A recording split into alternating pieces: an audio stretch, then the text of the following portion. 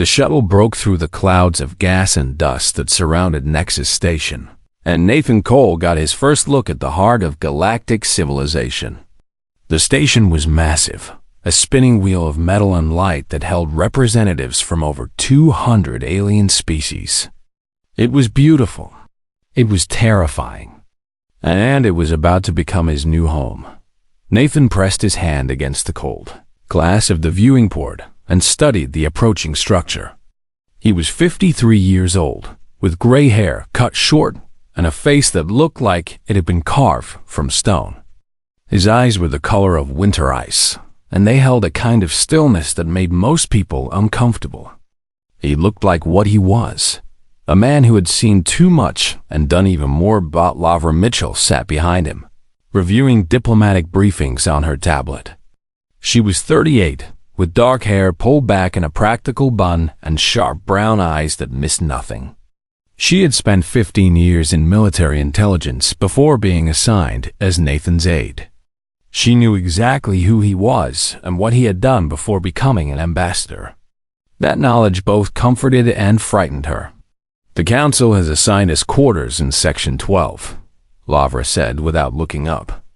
"It's the smallest embassy wing on the station, furthest from the main chambers. Worst climate control. They're sending us a message before we even arrive." Nathan did not turn from the window. "Let them. The briefing also says we should expect resistance on every proposal. The major powers have already agreed to block human access to the hyperspace routes.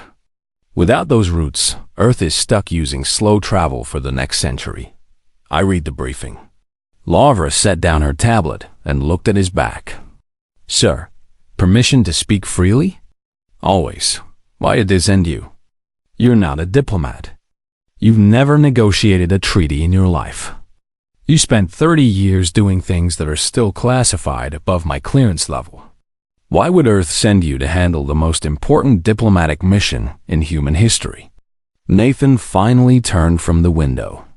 His face was calm, almost peaceful, but something moved behind his eyes. Something old and cold and patient. "Because the people who run Earth are not stupid," he said. "They know what we're walking into. They know the Council sees us as primitives. They know there are factions out there who would rather see humanity destroyed than share the galaxy with us." He walked past her and sat down in his seat. "They sent me because sometimes the best way to keep the peace is to send someone who is very, very good at war." Laura wanted to ask more questions, but the shuttle was beginning its docking sequence. She gathered her things and prepared for arrival. The docking bay was crowded with aliens of every shape and size. Some had scales, some had feathers, some had bodies that seemed to be made of living crystal. They all stopped and stared as the two humans walked down the ramp. Nathan could feel their eyes on him, feel their judgment, feel their contempt. A tall reptilian creature approached them. He wore elaborate robes covered in golden symbols, and his yellow eyes held the kind of arrogance that came from centuries of unchallenged power. This was High Counselor Vethrek of the Zorani Dominion, one of the 5 most powerful beings in the galaxy. "So," Vethrek said, his voice dripping with disdain, "these are the humans. I expected something more impressive." Nathan smiled pleasantly. "High Counselor Vethrek, it's an honor to meet you. I've studied your career with great interest." Vethrak's eyes narrowed. "Have you? And what have you learned?" "That you rose to power by eliminating your rivals. That you control the largest military fleet in the Dominion. That you have never lost a political battle in 40 years. Nathan's smile never wavered. "I also learned that you had your own brother executed for treason when he questioned your authority." The air seemed to freeze. Laura held her breath. The aliens around them stopped moving. Vethrek leaned closer, his breath hot and foul. "You should be careful, human. Words can be dangerous things. So can actions," Nathan replied calmly. "I look forward to working with you, Counselor." He walked past Vethrek without another word, leaving the alien standing in shocked silence. Laura hurried to catch up with him. "Sir," she whispered urgently, "you just insulted one of the most powerful beings in the galaxy." "No, I introduced myself. What's the difference?" Nathan glanced at her with something that might have been amusement. He needed to know that I've done my homework, that I'm not afraid of him, that I know exactly what kind of creature he is. And what kind is that? The kind who mistakes cruelty for strength. The kind who has never met anyone he couldn't intimidate. Nathan's voice dropped lower. The kind who has no idea what a real predator looks like. Their quarters were exactly as bad as the briefing had promised. The rooms were small, the air was stale, and the furniture looked like it had been rejected by every other embassy on the station. Laura immediately began setting up their equipment while Nathan stood by the window, looking out at the stars. "The first council session is tomorrow," Laura said. "We'll be presenting Earth's request for trade access and hyperspace routes. Based on everything I've seen, they're going to reject it. Probably. So what's our strategy?" Nathan was quiet for a long moment. When he spoke, his voice was thoughtful. "When I was young, I was sent on a mission to a small country that had been taken over by a warlord. He had an army. He had weapons. He had complete control over the population. Everyone was terrified of him." Laura stopped what she was doing and listened. "My commanders wanted me to gather intelligence, find weaknesses, build a case for intervention. They thought it would take months." Nathan turned from the window. I walked into his compound alone and unarmed. His guards laughed at me. His generals mocked me. The warlord himself asked me what I thought I was going to accomplish. "What did you do?" I told him the truth. I told him that I was there to give him a choice. He could surrender and face justice, or he could die. He laughed and ordered his men to kill me. Nathan's eyes grew distant, remembering. 47 men were in that compound. By the time the sun came up, I was the only one still breathing. Laura felt a chill run down her spine. "Why are you telling me this?" "Because that warlord made the same mistake every tyrant makes. He thought that because he had power, he was powerful. He thought that because people feared him, he was frightening." Nathan walked toward the door. He didn't understand that real power isn't about armies or weapons or threats. Real power is about will, about being willing to do whatever it takes, no matter the cost. He paused at the door. "Tomorrow, we're going to walk into that council chamber, and they're going to treat us like insects. They're going to mock us and dismiss us and think they've won. And we're going to let them. Why?" Nathan smiled, and for just a moment, Laura saw something terrifying looking back at her. "Because the most dangerous thing in the universe is an enemy you've underestimated. And right now, I want them to underestimate us more than they've ever underestimated anyone." He walked out, leaving Laura alone with her thoughts and the growing realization that she was working for someone who was far more dangerous than any alien on this station. The game had begun, and Nathan Cole was playing for the future of humanity. The weeks that followed were exactly as difficult as Nathan had expected.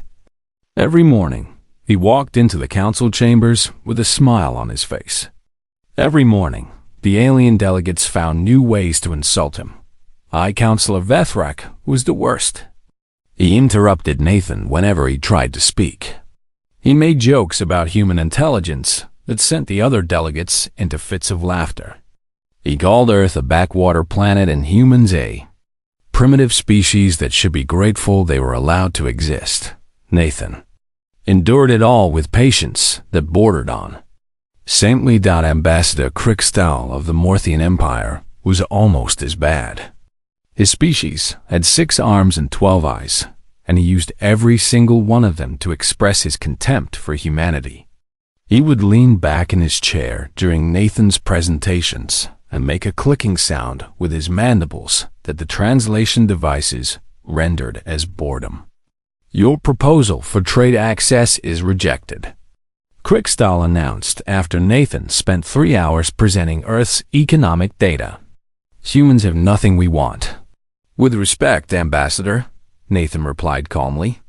Earth has extensive deposits of rare minerals that could benefit the entire council.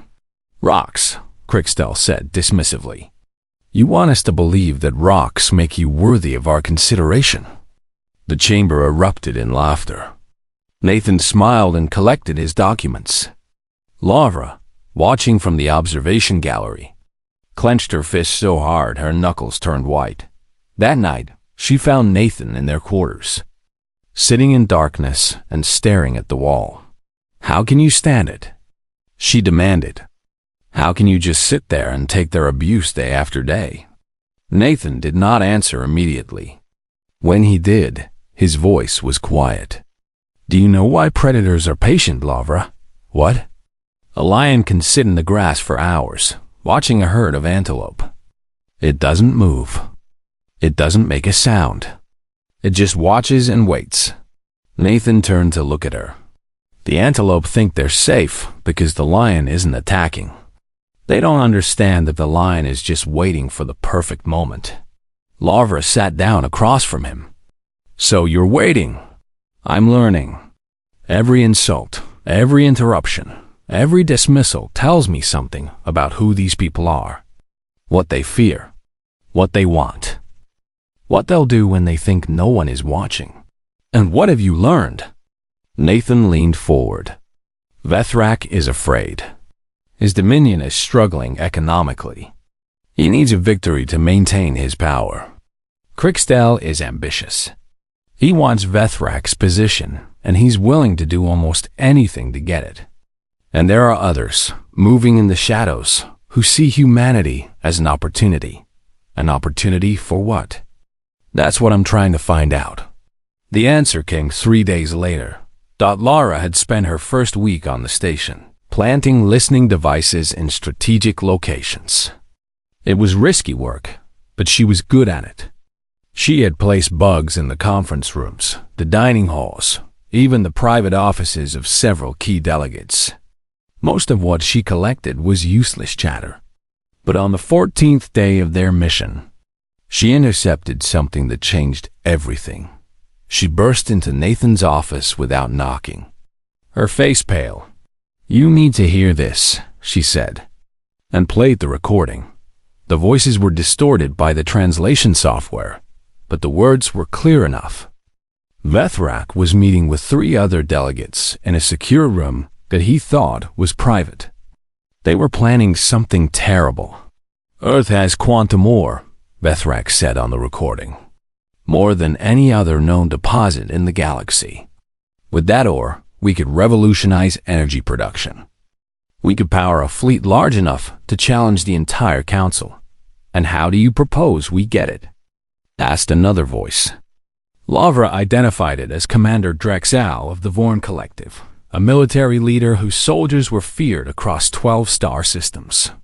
The human ambassador is alone and vulnerable. We provoke him into a diplomatic incident, something that makes Earth look aggressive and dangerous. Then we declare them a rogue state and seize their resources by force. A third voice spoke smoother and more calculating. This was Senator Urima of the Kelthian Assembly, who controlled the largest spy network in known space. And if a human refuses to be provoked? Vethrak laughed, a harsh and ugly sound. Then we provoke him harder. And if that fails, we simply kill him and blame it on human aggression. Who will contradict us? Earth has no allies here. No one will speak for them. The fourth voice belonged to Crickstall. The plan has merit, but we must be careful. If we move too quickly, others may become suspicious. We move during the Unity celebration, Vethrak said. The one night when guards are forbidden. We take the human then, and by morning, everything will be in place. The recording ended. Lavra looked at Nathan, expecting to see shock or fear on his face. Instead, she saw something that frightened her far more. Nathan was smiling. Sir? They think they're so clever, he said softly. They think they've found the perfect plan, a way to destroy humanity without risking anything themselves. This is serious. We need to contact Earth. We need military backup. Nathan shook his head. That's exactly what they want. The moment we call for help, they use it as proof that humans are aggressive. They spin the narrative and turn the entire council against us. Then what do? Nathan stood and walked to the window. The stars stretched out before him, cold and infinite. Somewhere out there, 8 billion humans were going about their lives, unaware that their entire future hung in the balance. We do what humans have always done when faced with impossible odds, he said. We adapt. We overcome. We survive. Laura stepped closer. How? Nathan turned to face her, and the mask of the pleasant diplomat fell away completely. What looked back at her was something ancient and terrible. A predator that had been waiting in the grass for weeks and had finally spotted its prey. They're planning to attack me during the Unity celebration because they think I'm helpless without guards. They think that numbers and weapons make them strong. His voice dropped to something barely above a whisper. They don't understand what I am. And what are you? Nathan walked past her toward the door. I'm what happens when humanity decides that something needs to die. I'm the solution to problems that can't be solved any other way. I'm the last thing our enemies see before the darkness takes them. He paused at the door, his hand on the frame. For 30 years, I was the blade in the shadows. The ghost that governments pretended didn't exist. I've killed more people than most soldiers see in a lifetime, and I've never once lost sleep over it because every single one of them was a monster who deserved what they got. Lavra found her voice. You're going to let them attack you. I'm going to do more than that. Nathan's smile was cold and sharp as a knife. I'm going to let them think they've won. I'm going to let them surround me with their soldiers and their weapons. I'm going to give them every advantage they could possibly want. Why? Nathan looked back at her with eyes that had seen the worst that humanity and the galaxy had to offer. Because when I'm done, every species in this station will understand exactly what happens when you threaten Earth. They'll tell stories about this night for 1,000 years. They'll use it to frighten their children. And they will never, ever make the mistake of underestimating humanity again. He walked out into the corridor, leaving Laura standing alone in the darkness. The Unity celebration was 5 days away. 5 days until the conspirators made their move. 5 days until the galaxy learned why humanity had sent their most dangerous son to speak for them. 5 days until death came to Nexus Station wearing a diplomatic smile. The Unity celebration was the most sacred event in galactic society. For one night, all species set aside their differences and came together as equals. No weapons were allowed. No guards were permitted. It was a symbol of the peace that the council was supposed to represent. Nathan dressed carefully for the occasion. He wore a simple black suit with no decorations or medals. He looked like what he was supposed to be, a minor diplomat from a minor planet, attending a party where he did not belong. Laura met him at the door of their quarters. She was wearing a formal dress, but Nathan could see the outline of a weapon concealed at her hip. Her face was pale, and her hands were shaking slightly. You don't have to come, Nathan said quietly. Whatever happens tonight, it's going to be dangerous. I know. Lavra straightened her shoulders. But you're not doing this alone. Nathan studied her for a moment, then nodded. Stay close. When things start happening, get behind cover and stay there. Whatever you see, whatever you hear, don't interfere. What are you expecting to happen? Something that will change everything. The celebration was held in the Grand Terrace, a massive garden that sat beneath a transparent dome. Stars wheeled overhead as delegates from across the galaxy mingled and talked. Music played from hidden speakers. Lights floated through the air like captured fireflies. Nathan walked through the crowd, smiling and nodding at aliens who looked at him with contempt. He accepted a drink from a passing server and sipped it slowly, his eyes constantly moving, constantly watching. He spotted Vethrak across the garden, surrounded by his usual entourage. The High Counselor caught Nathan's eye and smiled, a predator's smile full of sharp teeth and cruel promises. "He knows," Lavra whispered. "Of course he knows. He thinks he's in control." Nathan set down his drink on a nearby table. "He has no idea how wrong he is." An hour passed. Then another. The celebration continued, but Nathan could feel the tension building in the air. The conspirators were waiting for the right moment, waiting for the crowd to thin, waiting for the perfect opportunity. It came just after midnight. Nathan and Lavra had wandered to a quiet corner of the terrace, near a fountain surrounded by alien flowers. The area was isolated, hidden from the main crowd by walls of carefully cultivated plants. The first shot struck the ground, near Nathan's feet. He did not flinch. He did not run. He simply turned to face the source of the sound as 12 Zarani soldiers emerged from the shadows. They wore black armor and carried weapons that hummed with deadly energy. Their yellow eyes glowed in the darkness. Vethrak stepped forward, flanked by Krikstal, Drexal, and Urima. All 4 conspirators were smiling. "Ambassador Cole," Vethrak said, his voice dripping with satisfaction. "You have been charged with espionage against the Galactic Council. You will come with us quietly, or you will die here." Lavra reached for her weapon, but Nathan touched her arm gently. "Stand down." "Sir, there are 12 of them." Nathan removed his jacket and handed it to her. His movements were slow and deliberate, almost casual. He rolled up his sleeves, revealing forearms covered in old scars. "I know," he said. "They should have brought more." Vethrak laughed. The sound echoed off the walls of the garden. "Do you hear this creature? He thinks he can fight us. One soft, weak human against 12 of my finest warriors." Nathan began walking toward the soldiers. His steps were measured, unhurried. His hands hung loose at his sides. "Let me tell you something about humans, Counselor." His voice was calm, conversational, almost friendly. "We evolved on a world that tried to kill us every single day. Our planet has earthquakes that swallow cities, storms that flatten mountains, animals with teeth and claws designed to tear flesh from bone." He stopped 10 feet from the nearest soldier. "Other species evolved on gentle worlds with stable climates and abundant food. They became soft because they could afford to be soft."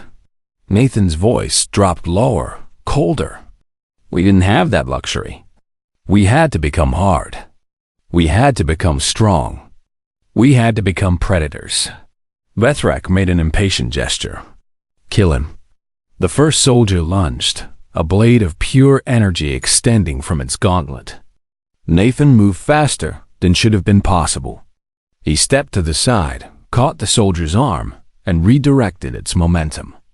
The blade sliced through the air where Nathan had been standing a moment before.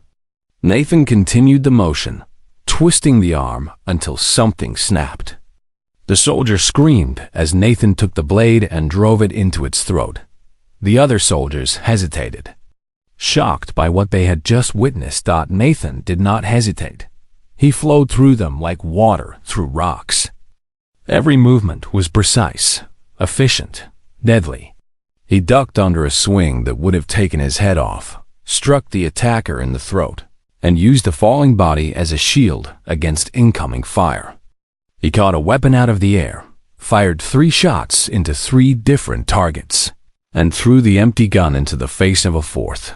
2 soldiers tried to flank him. He let them get close, then dropped low and swept their legs out from under them. Before they could recover, he had taken one of their weapons and ended them both. The remaining soldiers tried to retreat, to regroup, to find some kind of advantage. Nathan gave them nothing. He was everywhere and nowhere, a shadow that killed with surgical precision.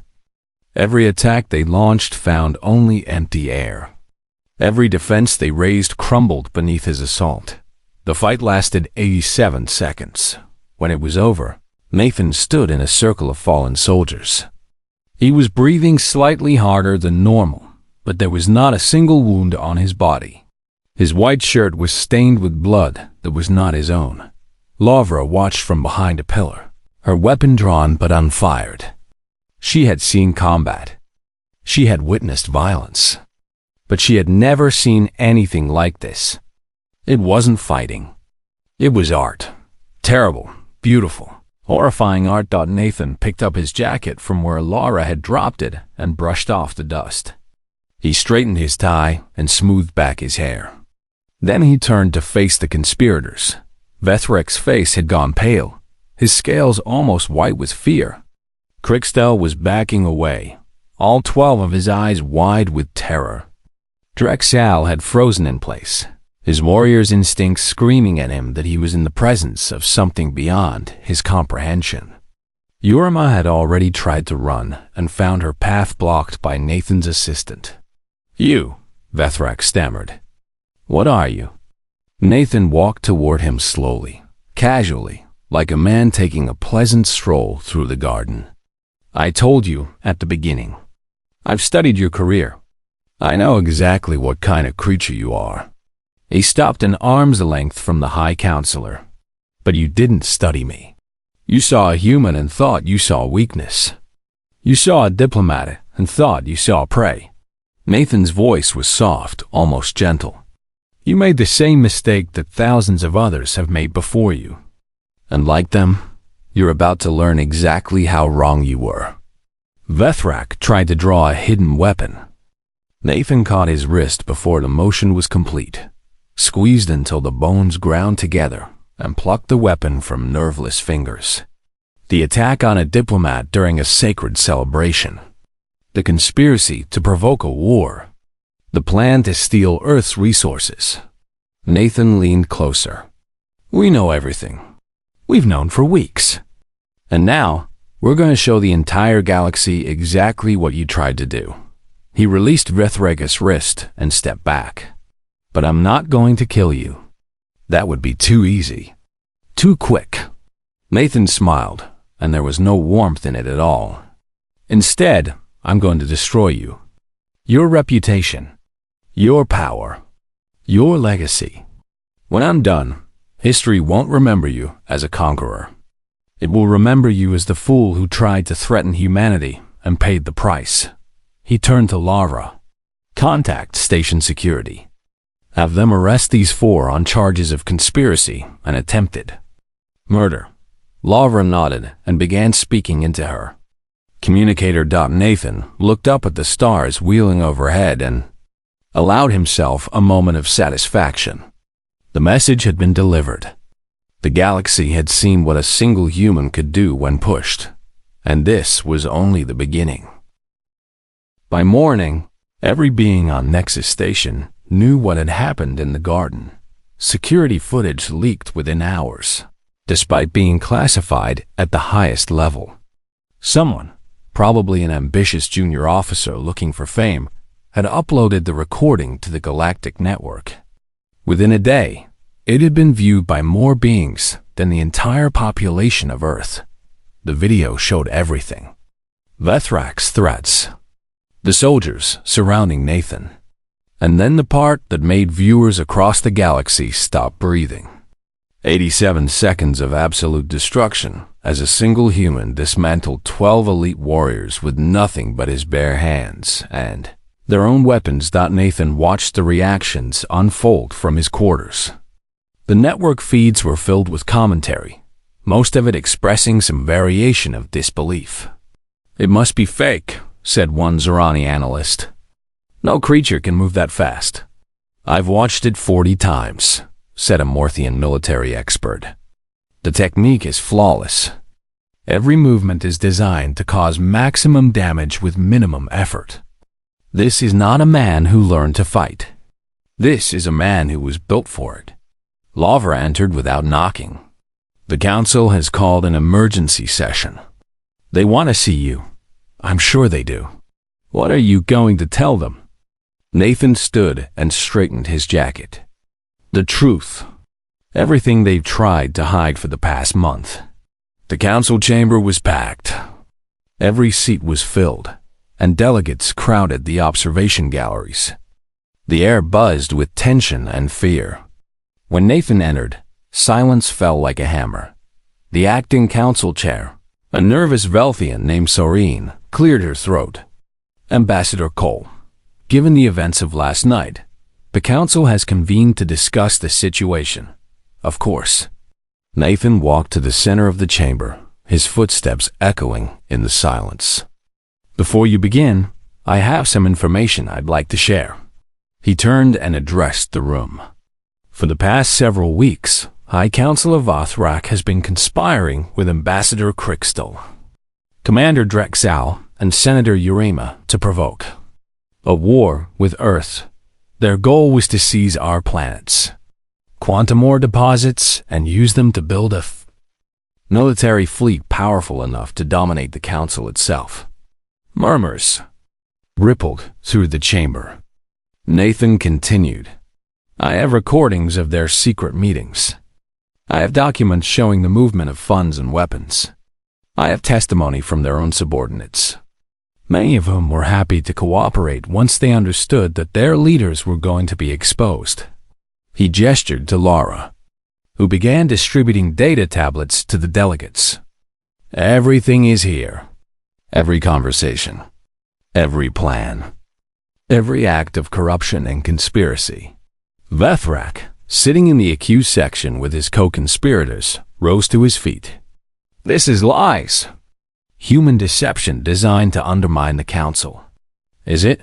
Nathan turned to face him. Then perhaps you can explain why 12 of your soldiers attacked me during a sacred celebration where weapons are forbidden.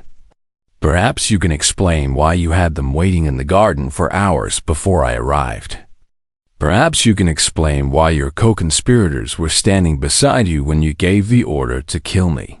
Vethrak opened his mouth to respond, but no words came out. He looked around the chamber, searching for all eyes, finding none. Nathan addressed the council again. I'm not here to ask for sympathy or special treatment. Earth doesn't need your pity. But I am here to make something very clear. We will not be intimidated. We will not be threatened. And we will not allow criminals and conspirators to endanger our people without consequence. He turned and looked at each of the conspirators in turn. Commander Drexal, you attempted to flee the station this morning. Your shuttle had a malfunction that prevented it from launching. That wasn't an accident. We've had access to the station's maintenance systems for 2 weeks. Drexal's face went pale. He had been so confident in his escape plan, so certain that his military credentials would protect him. Now he understood that he had been outmaneuvered from the beginning. Senator Urema, your spy network has been compromised for months. Every message you've sent, every secret you've gathered, has been copied and analyzed by human intelligence officers. We know more about your operations than your own agents do. Urema's multiple eyes blinked rapidly. Her carefully maintained composure cracked, revealing the fear beneath. Ambassador Crystal, you came to me last night, after the attack, and offered to betray your co-conspirators in exchange for immunity. Nathan smiled coldly. I declined, but I did record our conversation. Would you like me to play it for the council? Crystal said nothing. His 12 eyes stared at the floor. And High Councilor Vethrak. Nathan turned to face the architect of the conspiracy. You thought you were hunting prey. You thought humans were weak, primitive creatures who could be easily manipulated and destroyed. You were wrong. He walked closer to Vethrak, close enough to see the fear in his yellow eyes. Humans are not prey. We are predators. We have been predators since before your species crawled out of whatever swamp spawned it. We conquered our world, and we will conquer the stars, and nothing you or anyone else does will stop us. Vethrak found his voice. You're a monster. No. Nathan shook his head. I'm a diplomat. You just made the mistake of giving me a reason to be something else." He turned and walked back to the center of the chamber. "The council will determine the fate of these conspirators. That is not my concern. My concern is Earth and my people, and ensuring that what happened last night never happens again." Serene rose from her chair. "Ambassador Cole, on behalf of the council, we apologize for the treatment you have received. The actions of these individuals do not represent the values of this body. I appreciate that." Nathan's voice softened slightly. "But words are easy. What Earth needs now is action. We need access to hyperspace routes. We need fair trade agreements. We need to be treated as equals, not as primitives to be mocked and dismissed." The chamber was silent. Delegates exchanged glances, weighing their options. Finally, a delegate from the Velthian Union stood. "I move that the Council grant Earth provisional access to hyperspace routes, pending formal treaty negotiations." Another delegate stood. "I second the motion." More delegates rose, one after another, adding their support. The vote was held. It passed unanimously. Nathan allowed himself a small smile. "Thank you. Earth looks forward to a productive relationship with the Council." As he walked out of the chamber, Laura fell into step beside him. "That was incredible," she said quietly. "You just changed the entire political landscape of the galaxy." "I did what needed to be done. What happens now?" Nathan stopped and looked out a window at the stars. "Now we build. We trade. We grow. We show the galaxy that humanity is more than just warriors and killers." He paused. "We show them that we can be friends as well as enemies." Laura studied his profile. "You know they're still afraid of you." Half the delegates in that room looked like they were going to pass out when you walked in. "Good." Nathan turned to face her. "Fear isn't the goal, but it's a useful tool. It keeps people honest. It prevents them from making stupid decisions. And the conspirators? They'll face justice, according to council law. Vethrak will probably be executed. The others will spend the rest of their lives in prison." Nathan started walking again. "It's more mercy than they would have shown us." They walked in silence for a while, through corridors that seemed different now. Aliens who had once sneered at them now stepped aside respectfully. Some even nodded in greeting. "Sir," Laura said eventually, "can I ask you something personal?" "You can ask. After everything you've done, everything you've seen, do you ever regret it? The violence, the killing, the things you've had to become." Nathan was quiet for a long moment. When he spoke, his voice was thoughtful. "I regret that it was necessary. I regret that the universe is a place where people like me have to exist." He looked at her with eyes that had seen too much. "But I don't regret protecting my people. I don't regret standing between the innocent and the monsters who would harm them." He stopped at the door to their quarters. "Someone has to do the hard things. Laura, someone has to be willing to get their hands dirty so that others can stay clean. That's what I am. That's what I've always been." He opened the door and stepped inside, and I will never apologize for it. 7 days had passed since the attack in the garden. 7 days since Nathan Cole had shown the galaxy what a single human could do when provoked. Now he stood before the full Galactic Council, ready to deliver a message that would echo through history. The chamber was filled to capacity. Every species, every delegation, every power broker in the known universe had sent representatives. They sat in silence, watching the human ambassador with a mixture of fear and fascination. Nathan walked to the center of the floor, his footsteps the only sound in the vast space. He wore his black suit, simple and unadorned. He carried no notes, no documents, no props.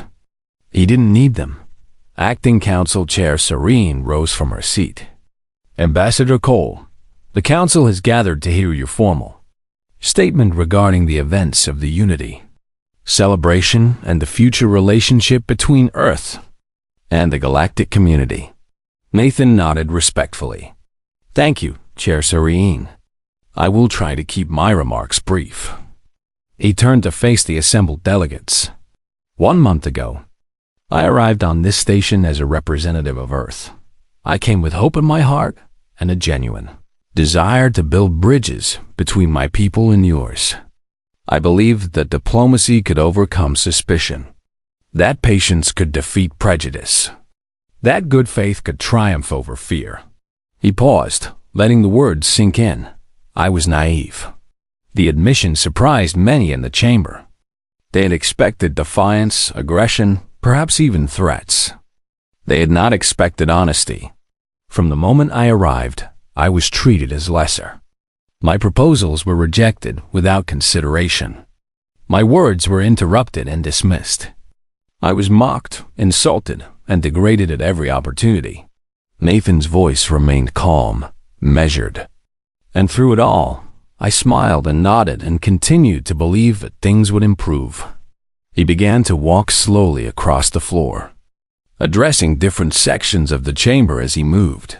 Then 4 of your most powerful leaders decided that mockery wasn't enough. They wanted to destroy my planet. They wanted to steal our resources.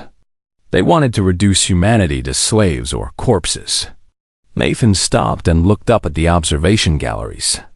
And they almost succeeded. The silence in the chamber was absolute. But they made a mistake. They underestimated us. They looked at humans and saw soft bodies and short lifespans and primitive technology. They saw weakness. Nathan's voice hardened. They didn't understand what they were looking at. He turned to face the main council platform. Humanity evolved on a death world. Our planet has ice ages that last for millennia, volcanoes that block out the sun, diseases that can kill millions in a single season. Every creature on our world, from the smallest insect to the largest predator, has evolved to be lethal. And we rose to the top of that food chain. Nathan began walking again, his voice rising. We didn't conquer Earth with claws or fangs or natural armor. We conquered it with our minds, with our will, with our absolute refusal to accept defeat, no matter how impossible the odds. He stopped in the center of the chamber. My government didn't send me here because I'm good at shaking hands and signing treaties. They sent me because I am very, very good at ending threats to my species. For 30 years, I was the weapon that Earth deployed when all other options had failed. I have walked into situations that should have been impossible and walked out again with my enemies dead behind me. The delegates shifted uncomfortably. Some looked away.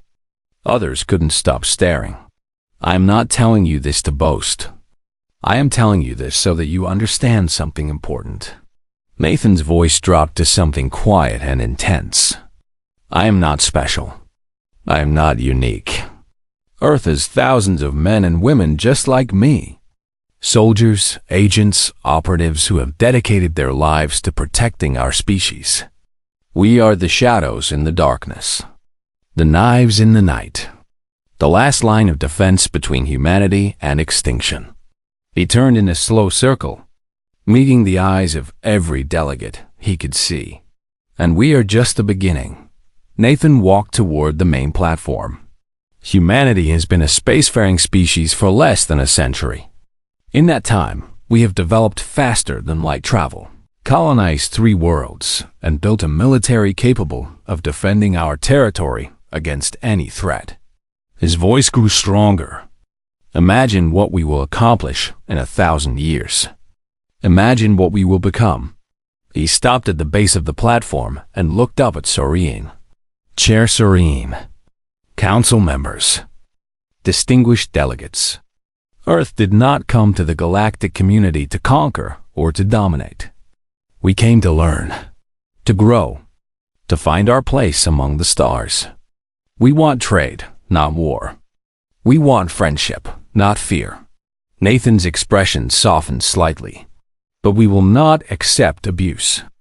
We will not tolerate threats. and we will not stand by while others plot our destruction. He turned back to face the full chamber. This is my message to the galaxy. Welcome us as equals, and we will be the best allies you have ever had. We will share our science, our art, our culture. We will stand beside you against any threat. We will help you build a future brighter than anything you have imagined.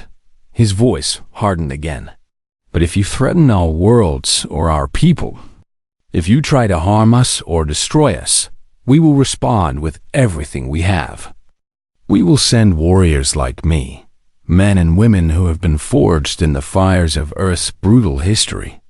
We will bring war to your doorstep, and we will not stop until the threat is eliminated. Nathan paused, letting the silence stretch. Choose carefully. He walked back to the center of the floor and stood alone. A single human facing the representatives of 200 species. My predecessors have a phrase that seems appropriate here. Speak softly and carry a big stick. Earth speaks softly because we prefer peace. But make no mistake, we have the biggest stick in the galaxy, and we are not afraid to use it. Serene found her voice. Ambassador Cole, the Council thanks you for your candor. We will take your words under advisement. Nathan smiled, and for the first time since the attack, there was genuine warmth in it. That's all I ask. He turned and began walking toward the exit. Laura was waiting for him at the door, her face a mixture of pride and awe. That was quite a speech, she said quietly as they walked down the corridor together. It needed to be said. You scared them. Good. Nathan glanced at her. Fear keeps people honest. It makes them think twice before doing something stupid. They walked in silence for a while, passing aliens who stepped aside respectfully.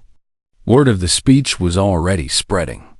Within an hour, it would be on every news feed in the galaxy. Within a day, it would be taught in schools and debated in governments. What happens now? Laura asked. Nathan looked out a window at the stars, the same stars he had watched since arriving on the station. They looked different now, less threatening, more like home. Now we build the future. Earth has access to the hyperspace routes. We have trade agreements with 12 species. We have the respect, or at least the fear, of the entire council. He turned to face her. The hard part is over. The real work begins. And you? What happens to you? Nathan considered the question. I stay. As long as Earth needs me here, I stay. I'll keep smiling at delegates who used to mock me. I'll keep negotiating treaties and signing agreements. I'll be the best diplomat humanity has ever produced. He started walking again. But they'll always know what I really am. They'll always remember what happened in that garden. And that knowledge will shape every interaction, every negotiation, every decision they make regarding humanity. Laura fell into step beside him. Death incarnate. Nathan stopped and looked at her. What? That's what the brass calls you. Back on Earth, in the classified briefings, that's your coding name. Death incarnate. She shrugged. I never understood it until I saw you fight. Nathan was quiet for a long moment. Then he laughed, a genuine sound that echoed through the corridor. Death incarnate. I suppose that's fitting. He shook his head. My mother would be horrified. Would she? She wanted me to be a teacher. Laura smiled despite herself. You are a teacher. You just taught the entire galaxy a very important lesson. They reached the door to their quarters. Nathan paused with his hand on the control panel. The lesson wasn't about violence, Laura. It wasn't about fear or power or intimidation. Then what was it about? Nathan opened the door and stepped inside.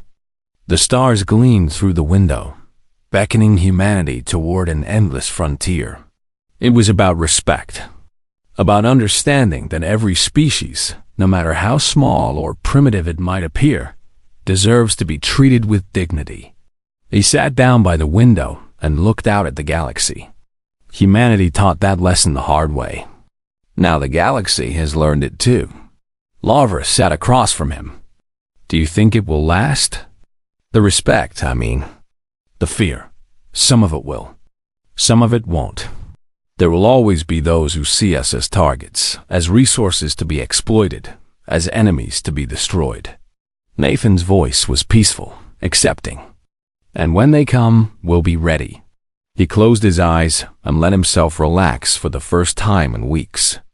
That's what humans do. We endure, we adapt, we overcome. No matter what the universe throws at us, no matter how impossible the odds, we find a way to survive. He opened his eyes and smiled at Lavra. And sometimes, when survival requires it, we show the galaxy exactly why they should never have underestimated us in the first place. Outside the window, the stars continued their eternal dance. And somewhere among them, a small blue planet called Earth